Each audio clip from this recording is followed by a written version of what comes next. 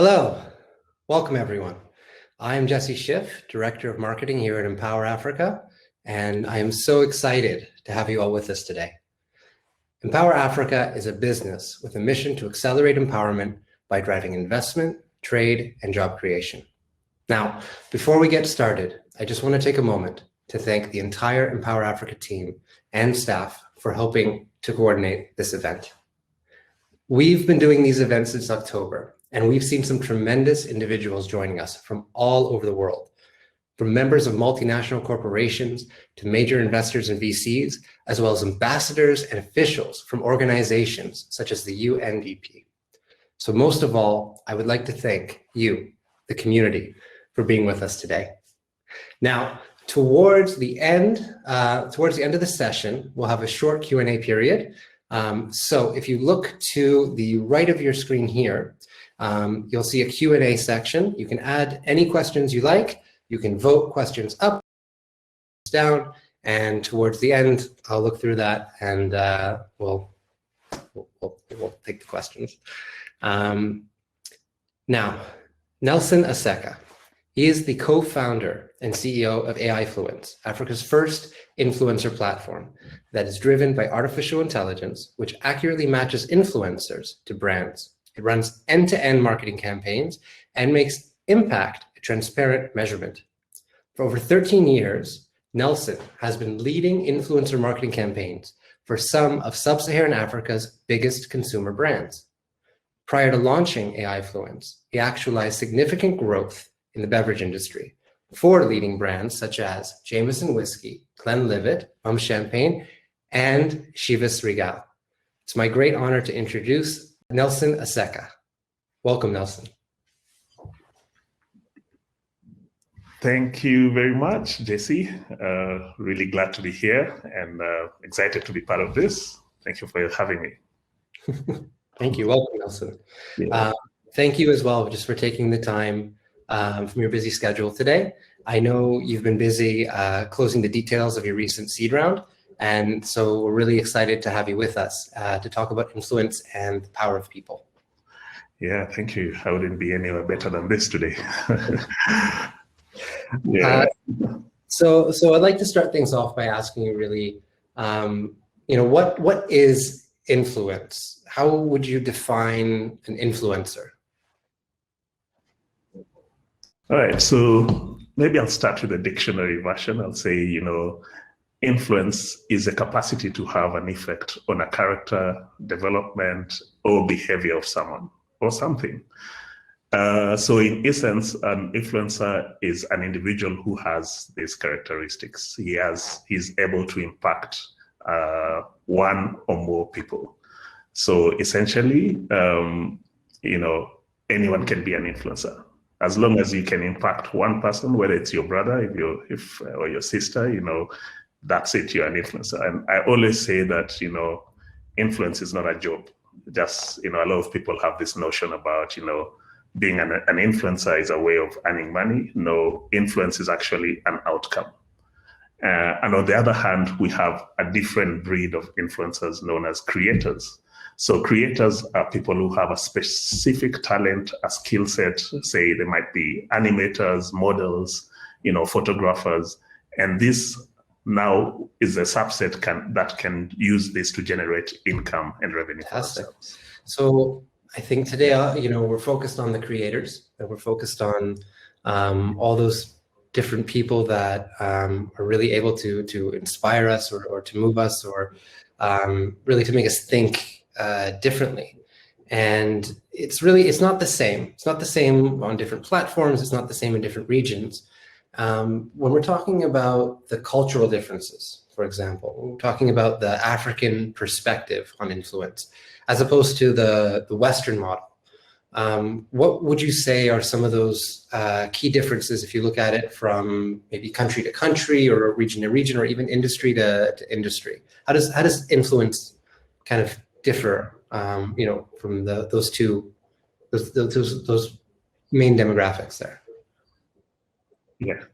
So JC, that's a really interesting topic because, I've spent a lot of time and in my past just studying the behaviors of, the Western world in terms of social media usage, and again with Africa.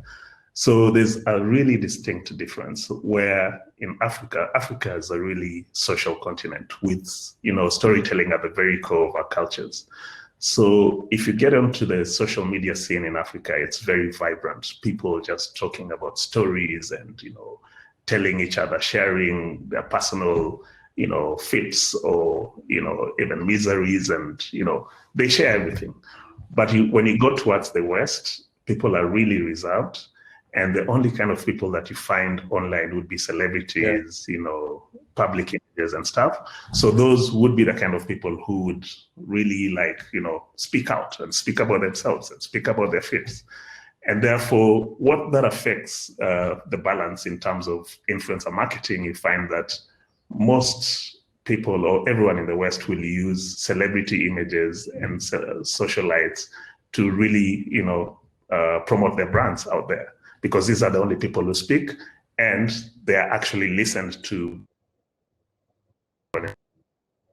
Africa.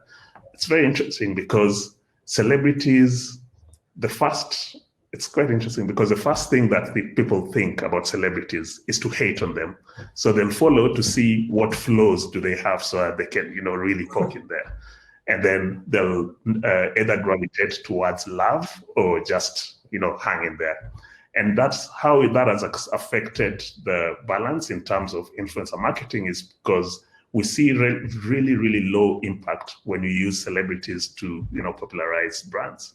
You find that there's only a limited clique of celebrities that can be used by all brands. So you find a celebrity in the morning talking about a beer brand, and in the afternoon they'll talk about a travel destination. In the evening they'll speak about a detergent. So this makes them less authentic, less believable, because you know what? The first thing that every consumer thinks about is that they're very skeptical towards brands. So they do not believe what brands are. So if someone wants to buy a TV and they'll see the brand advertising the TV, but what they'll do first is to go and search on the different search engines and see reviews from even strangers that they do not know, and they'll take the word of the strangers over what the brand says about itself. So so that's really how the difference between the two different regions. I mean, the skepticism threshold is it's growing and growing. It's one of the biggest challenges that brands really have is really overcoming that. And from sort of a more Western model perspective, we're thinking about some Western brands. Even to consumers, they're dealing with they got Yelp pages, they've got the BBB, they've got Trustpilot. They've got Google reviews. There's so many different avenues that people have to kind of spread themselves in order to build up that credibility.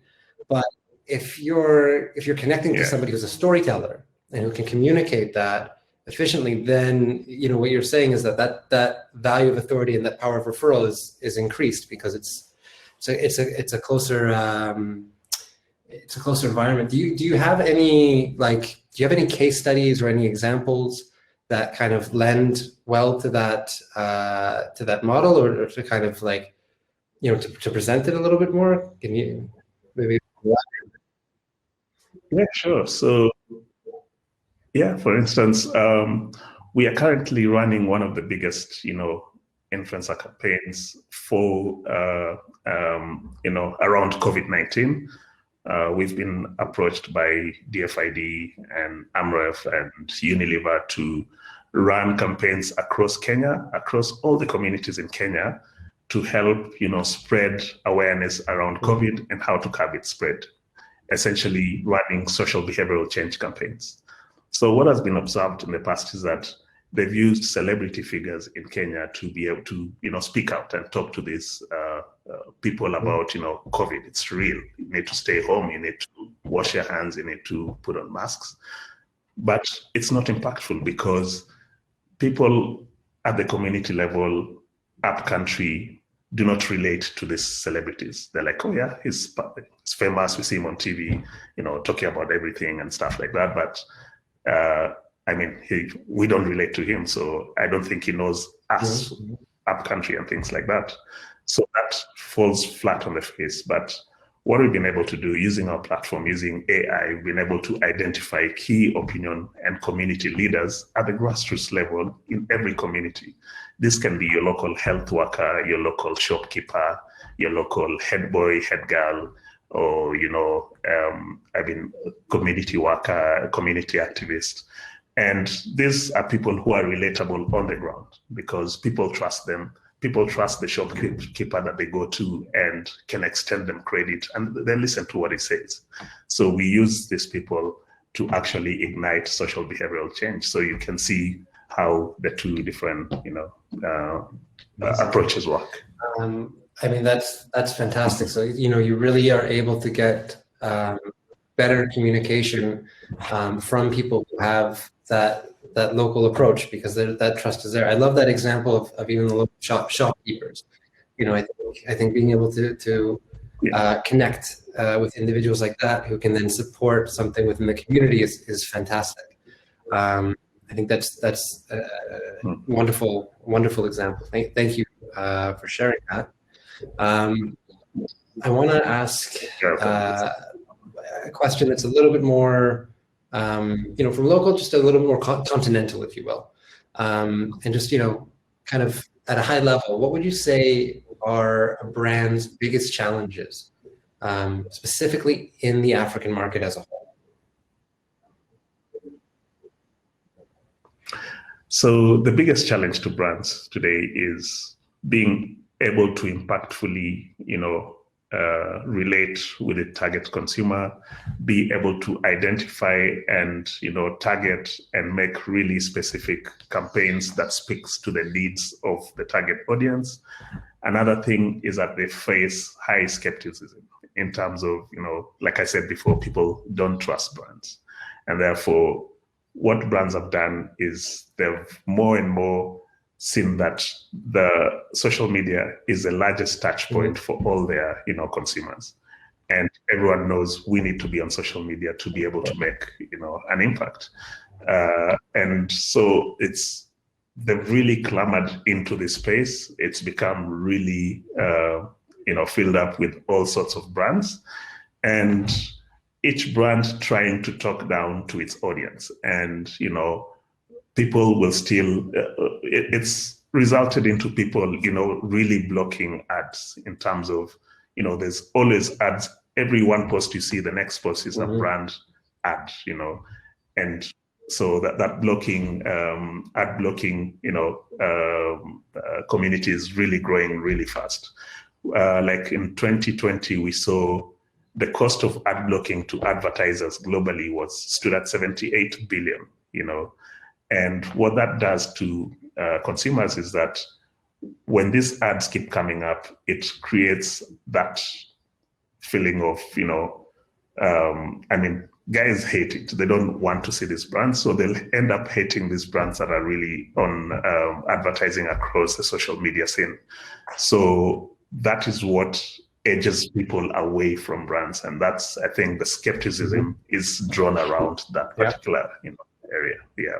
People don't 100%. And I mean, just that from that statistic alone, the amount of money lost on campaigns and those efforts, it's astronomical. Yeah, you can relate to people. You connect to people on a one-to-one or one-to-many. You have a much stronger vehicle for the referral within the brand. So I think that it's a great thing. Yeah. So what is it? I mean, what does it take for a brand to achieve success? But specifically in influencer marketing.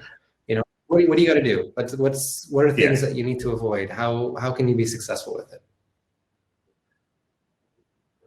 I think it's very simple, JC, and I think every one of us knows this. And for brands to really make an impact out of their target consumers, is that let your customers speak to other customers about you rather than you driving the communication, right? As you know, the power of word of mouth is really huge. It's, its potential is infinite. You can get anywhere. As long as people who relate to other people are able to drive conversations around your brand, then that's how you win it. Oh, that's simple as that's really that. good. It's great. Yeah. Are there certain things that brands should be avoiding, specifically within influencer marketing and things that they shouldn't be participating in? Yeah, based on my experience and background, and I have extensively done a lot of campaigns, influencer marketing, brand advocacy, and all. What I've seen, and which is a really common no-go zone for brands when communicating on social media, for me, it's hashtags. I think that's the biggest killer of campaigns, because you know what hashtags do? It's like a drug. You take it today, tomorrow you have a high, third day, it slams down. By fourth, fifth day, no one remembers about your campaign. So let things grow organically, stay top of mind by just driving relatable, authentic communications, believable with peer-to-peer kind of networking, and that grows over time. That builds your brand. It stays on top of your top of mind for your consumers. Excellent. So let's talk about the customer journey a little bit then, because I think about influencer marketing. From my side as a marketing director, I always have to look at the customer journey and think kind of across the funnel, and I got to look at the campaign and sort of say, okay, is this really going to help me to inform people and bring them to a certain stage of awareness, or is this a little bit more down funnel in terms of like nurturing them and building up our credibility, or is it really at the end of the pipeline that we can drive a conversion or drive a sale and move things forward in that direction? So I'm just kind of thinking about it. If we look at the different stages, awareness, interest, consideration, intent, and then ultimately maintenance, where would you say influencer marketing really can shine? How does it work across that journey? Okay, so looking at it from, I'll go at it from an African perspective and just try and bring to light of what most people think that it works in terms of, placement of influencers across the user journey. So marketers use a matrix of media channels, right? And which is good, because 360 approach is the best way to, be able to get all sort of touch points of all your consumers or customers, right? So you'll find at the top levels of the funnel, a lot of marketers will use TV, above the line, billboards, radio, and all that. So to bring people from awareness to interest. And then they'll plug in things like, events, activations to now bring people into consideration and intent. And in addition to that, they'll put celebrity influencers at the bottom level of the lower funnel metrics around purchase and maintenance. But what happens is that with the current perception around celebrity influencers, where there's really low conversion because people really think that they're an extension of a brand, you find that there's no ROI realized at that bottom level of the middle funnel metrics. So what we've done as a company, as AIfluence, what we've done is that we have been able to really categorize influencers into every step of the metric funnel, where we know that, at the awareness stage, you really need to put in the numbers. You need to, create a pipeline for the funnel, and that you can now place, the celebrity influencers with large following, the macro and the micros. So we start building up the funnel pipeline, and then going down the funnel, we start using what we call micro and even nano influencers. So nano influencers are guys who have 500 followers or 1,000 followers, but you know what? These 500 followers relate to this person. This guy could have been their schoolmate or their workmate, or they go to the same church, or they're in the same WhatsApp group, So you're better off being able to get conversion out of these guys because they're believable, they're authentic, they're relatable, and people really will listen to them. They're source of the reviews that people always look out for when they go searching Like the for a product or a brand. So COVID campaign. Okay. yeah, yeah, for sure. So yeah, so that's I mean, being able to strategically place the different types of influencers across the metric funnel impactfully to ensure that you gain the best ROI or impact out of each. I mean, the idea of a nano influencer. I mean, that's really new to me. I know the micro, the idea of a nano. That's unique, and I think that it has that special potential. But how do you go about selecting an influencer? How do you choose the right influencer for your brand? To look at it and like, are there any key metrics that you want to look out for or to look for? How do you do it? What's the best approach there? Yeah, so that's a very interesting question. So how I advocate and how we do it, at AIfluence is that we have an audience first mechanic, and we see that this is the most impactful way of being able to identify people who have impact to your target audience. So what that entails is that you, first of all, deeply understand and gain deeper insights into the target audience in terms of who they are, what they are, how much they earn, what are their likes, their activities, their interests, what are their shopping habits, what are their values, their personality. And once you understand this and understand their needs, we re-engineer the process using, neural networks and natural language processing. I won't go into that because it's get into a lot of techie stuff, and I know marketers hate. Don't put anything tech. in front of it. So bottom line, we just use AI to, reverse engineer and be able to identify individuals who hold the target audience in their trust network. So trust is a really, really big aspect here. Trust makes people, relate to these individuals and open up and really listen to what they're saying, So once we identify these potential influencers, now we narrow down and look at three things. First of all, brand affinity. It only makes sense to use people who already love your brand to speak about it, because that's the easiest way to sell. And it shows authenticity. People who follow them already know that these people use this particular brand. So we call those key opinion customers because they already buy the brand, they use the brand, and they love the brand, right? The second thing is to look for emotional connection, where we use sentiment analysis, again, with our AI modules, to be able to see what kind of connection does this person have with the target audience. Is it positive? Is it negative? Is it neutral? Of course, you're looking for positive because we want people who really will impact that audience and convert them into using the brand. And then the last thing we look for is we conduct a brand security audit. We look at the digital footprint of the potential, influencer and ensure that they've not had a scandalous past, or they're not going to be injurious to the brand by way of their disposition, right? And with that, you can be really sure to have someone who, at the end of the day, will bring ROI to the campaign.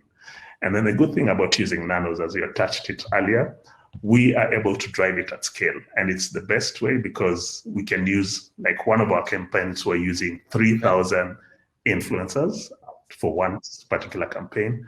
And, it de-risks the brand, security, where in terms of, if you use one particular macro influencer, I would say he has 1.5 million followers, then he has a scandal over the weekend, that kills your brand. But if you're using nano influencers, you can easily drop one and pick another one and, plug them back in, and without any, kind of effect on the brand, So yeah, that's how we would advocate to make best use I gotta of ask, influencers. The idea of having 3,000 nano influencers for a brand, for me as a marketing director, I kind of I feel like a little bit like intimidated by that, because we just like I know campaign managers have got tons of campaigns. They can manage maybe 30 clients, and that's enough, let alone, kind of 3,000 going on. How can you manage that many, how can you manage that many people? Like, how is it, how do you do it? Great question. And there are three major pain points of influencer marketing that's faced by every brand team across the world. The number one being determination of ROI of influencer marketing campaigns. The second one is being able to match the right influencer to the brand, who has the right key demographic and has a brand affinity. And then the third one is managing influencers, speaking to what now you're talking about. So normally as one maybe brand team member is able to manage comfortably 10 to 15 influencers at most. 15 will be stretching it, right? Because he has to manually follow them, wait for them to tweet, and sort of use Excel to put in, today there's been 9 likes, there's 2 comments and stuff like that. So that's really tedious, right?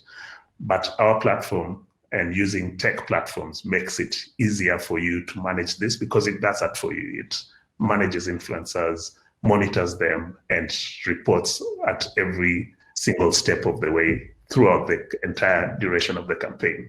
So with a platform, you're able to manage 3,000 influencers, and with relationship managers who each can handle about 500 influencers, because platform is there to help you on this. If there's a negative sentiment, it brings out a red flag, so you're able to attend to it easy. If someone goes off the brief, it brings up another such red flag, that kind of thing. So tech platform. So tell me about, in terms of AIfluence, right? Taking, AI and influence and really, bringing those things together. How did you come up with this idea? As an entrepreneur and you're such an tremendous background with huge brands, and then to become a CEO. Where did the idea come from? So that's a really funny story. And, I mean, I like innovation and I like doing things differently. I like just standing out. And so in my past, I'll give you the story where it started. I think maybe about 2012, that's about 8 years ago, 9 years ago. I brought in Jameson Irish whiskey into Kenya. I was the first one to bring it into the market. And at the time, it was an unknown brand. At the time, we had competitors such as Johnny Walker and Jack Daniels, who had been in the market for Xeons, as in they've been there for 20 plus years. So they were market dominant in there. So Jameson was unknown. So I really sat down and started thinking, how am I going to bring this brand to stand out from these giants? And what do I do? So, of course, my job entailed sitting in bars a lot, and so during the moments, I'm just observing how people in the bars, relate to each other, relate to the management and things like that. And I noticed one thing that, bartenders are actually influencers. No one thinks about this, but if you go to a bar as a consumer and ask for a drink, and if the bartender sort of suggests one, you'll take it. You know that this guy knows what he's doing, and he will suggest the best thing for you to do, whether it's a cocktail, whether it's a whiskey and stuff.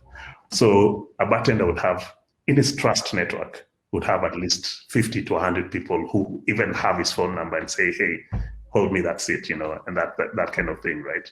So that was my light bulb moment. No one had ever thought about this. So I started the first bartenders club in Kenya, and it was called the Jameson Bartenders Club. And I started every first Monday of the month, I would do a bartenders party.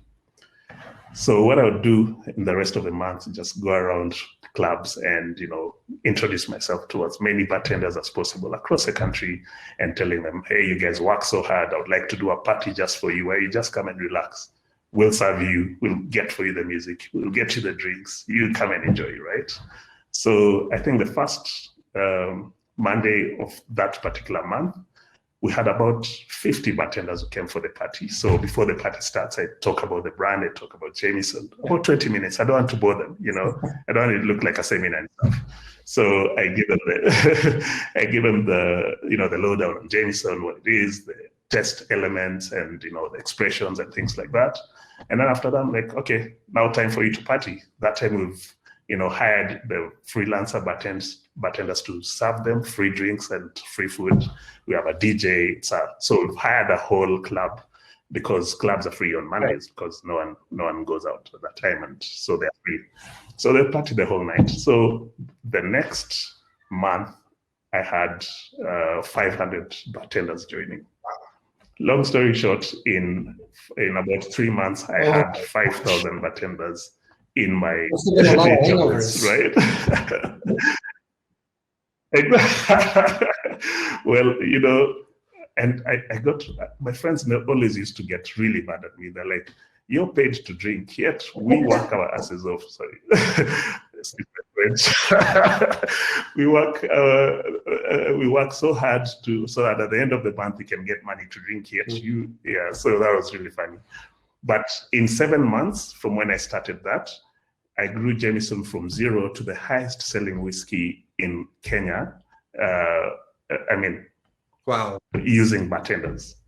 And with that, it was just everyone sang about Jameson. Everyone had a bottle of, wherever in the country you'd be, everyone would be talking about Jameson, right? So that's absolutely. Yeah, so that earned me a promotion to Africa, where I was promoted to replicate the same results across across the whole continent. So got similar results, across South Africa, Nigeria, and all over the place. So that is how that started working, and that grew my light bulb into nano influencers, and really used it to large scales over the 10 years I was there, until now, where I came out and said, hey, I want to run my own thing. I think this algorithm that I had in my mind, let me put it on a platform and see how we can scale this and help brands to achieve the same results. I love that you really went from success to success with your idea there. That you saw the model, that you proved it, and you made it happen. So I can, I definitely say, if this wasn't just water, I would say cheers to that. But it's a great thing. Yeah, I had to close my mouth. Maybe after, when we go back to the event hall, right? Table there for you that you can sit at. Yeah. We'll do it. And open up my bar, right? I want to get to some of the questions. Awesome. We got a few questions that came in. Now, Rose, if we don't able to get to all the questions, because I just want to be conscientious of time here, Nelson will be back in the networking space. He's got a table there. Meet with Nelson Aseka. You guys can go in. You can also communicate with among the team. If you have other questions, we'll make sure we get to them. So first question that's voted here is from a gentleman named Bismack. Bismack, first of all, thank you for joining us today. Nelson, the question is, do you think that at one time we'll have flat rates for particular services, service brands that they would like from influencers, that it would be like a flat rate kind of offering? Well, that's, it varies, and what really matters in this case is what the influencer wants, what incentivizes him most. You'll find other influencers would be really happy to get, a product. So for instance, if it's Nike and an influencer is really into that brand, he would rather get the shoe rather than, be paid cash, because we are able, using our platform, to actually analyze and see what incentivizes an influencer best and rate it in terms of scale of economy. So for the brands, it would be easier and cheaper for them to give away a product rather than paying cash. So normally we'll balance that out and see how best to approach it. But and as I said before, again, influencer being an influence is not a job. It's not an occupation. It's an outcome. So that's why anyone can be an influencer. and therefore different people vary in the incentives that they would take at any particular time. So that would be a bit difficult. So then I need to try to become an influencer for Ferrari. I mean, that's. I'll keep you booked for that. For the gas. When you become an influencer for gas as well. So let's ask another question we have here from Ratitzo. She wants to know, how does one get involved in these campaigns as a nano influencer? All right, so for that, our platform actually identifies influencers automatically. We don't really interfere in that process. We let the platform work for us. So that whole process of influencer identification and evaluation and onboarding is done automatically by the platform. The only place where we step in as the human element is now managing and sort of mentoring and hand-holding influencers throughout the process of the campaign. Otherwise, everything is automated. And if JC is kind enough for me to just sort of display some report from one of our platforms, just to show you, what analysis looks like. If you just hit the share, you have a share screen option on the bottom, and then it works. It's like all the other event things. Yeah. Oh. Yeah, so this is a redacted report. Obviously, we won't display the name of whose profile this is, but you can see the level of detail we can get. We can get, up to, we can tell what percentage of male and female are following him, how many are married, how many are parents, what's their average age, what's their average income, where are they located, which brands they love or they use, and things like that. And we know their likes, their activities, interests in terms of music taste, their sports, influence and celebrities that they follow as well. And then we can go now into the nitty-gritties. So this is 60 pages worth of data. So we can tell the age distribution, we can tell their race, we can tell the languages they speak, distribution by country, distribution by city. We can tell which universities they went to. We can even tell the personal income. We can see the distribution of income, how many are earning under $10,000 per year, how many are earning over $75,000 per year. So it's a really, it's a really intricate, and we go really down to the basics to understand especially who this target audience is, so that we can use influencers who have an impact to these guys. So yeah, so everything until, the brands that they consume, the music that they listen to, and everything. So yeah, happy to show you this later on. I know we are running on limited time. If we're going to be really disciplined with the time, we've got about 4 minutes. So I think we have enough time for maybe a few more questions. But then again, we can always take that into the networking session. Yeah, so not to worry there. But we've got some great questions here. Awesome. As well, a few that have been voted up. I just want to give everybody a turn. Okay, this one is from Esther. It's a two-part question. First one is, how do you measure the ROI? Okay, and the second question is there a best practice for the duration of time to involve an influencer? Oh, that's a great question. Very good questions, Esther. I think that shows you're a great marketer, and these are the questions that we get from pain points that marketers are facing. So measuring ROI is one very important element to our platform, because we have several attribution ways to measure attribution. So whether it's sales, whether it's brand lift. If we're looking at brand awareness, we know how to measure brand lift. We're looking for consideration, we know how to measure consideration lift in terms of percentage. And then when it comes to sales, we can even give you the actual sales figures based on the attribution methods we use, which differ, from brand to brand. So I'm happy to discuss more about this in detail, but we have very definite and really explainable attribution methods across the board of whichever kind of influencing it is. And then coming to the question about how long you can use an influencer, really for one influencer, the most impactful period for them is 45 days. After that, it becomes tapering off, it becomes boring. So what you do if you have like a 3 months campaign, we always switch influencers. The nano influencers, we keep on switching them across until we complete the 3 months. So Esther, I hope that that helps answer the question. Okay, we've got a few more from Bismack and another from Frank. Okay, so I'm going to take another one from Bismack here. Okay, so Nelson, what's on the use of influencers during a PR crisis online? How do you carefully select influencers for online reputation management? Great question.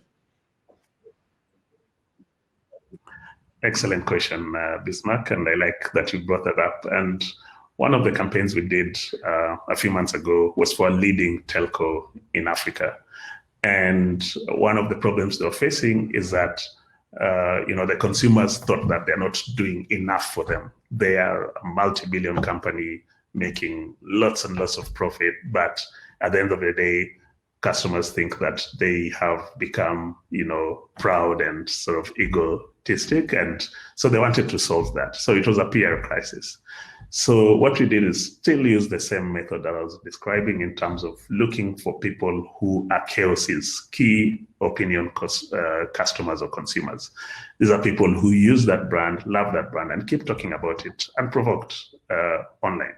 So we looked for these people through the platform and looked for people who had stories behind, that particular brand to bring it out in a really authentic, really relatable way.